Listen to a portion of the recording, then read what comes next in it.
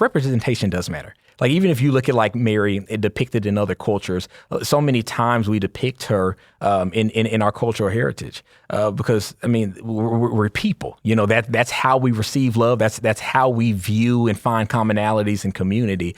And so I think around like 4% of Catholics in the U.S. are Black. Mm-hmm. And even when you go to so many major parishes, now there's a very strong African influence in the Catholic Church, and, yes. and they're super strong. But when it comes to actual African Americans, where are we?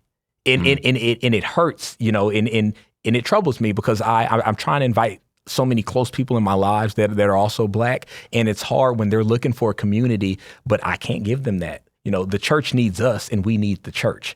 And so that has been one of my main priorities that I'm trying to drive, you know, since my conversion, of bringing more of my brothers and sisters in. Yeah, because you don't want to be the token Black guy. You don't want to be, and especially when, you know, you're standing up for so many causes that affect our community. Yeah. You know, abortion kills the most Black people. This is targeted to us, and this is one of those things that, hey, if we all get on one accord and we all, you know, restructure and you know, stop listening to certain media and entertainment that puts us in a bad light and leads to vice and not virtue, and talks about our women in derogatory ways, I think we can really see a shift in our own culture.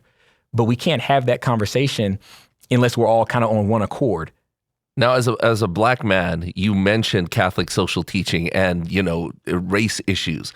What you know about Catholic social teaching, you know, hit you the most? So during my conversion, when I was really looking to the church, it was actually at the height of like the George Floyd incident, right? And so there was kind of a racial divide in a lot of communities and in the country, right?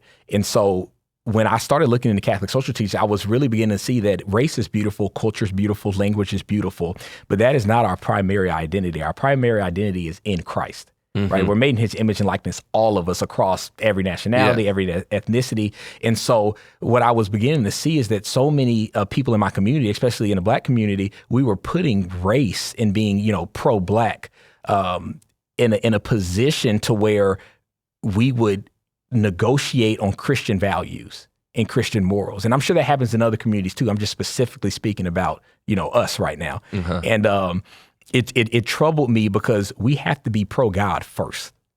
We cannot compromise the teachings of Christ for different circumstances. And that began to kind of hit me, is that our identity is in Christ and, you know, the Catholic Church. And then from that, we can, you know, look at all the different cultures and ethnicities in their correct light and orient ourselves accordingly.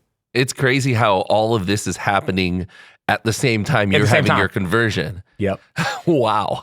On top of that, this past Easter, my mom, at 58 years old, she converted to the Catholic Church. Wow, that's fantastic.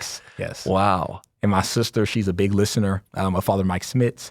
So she listens to the Catechism in a year, the Bible in a year. And so it's awesome. It's a blessing.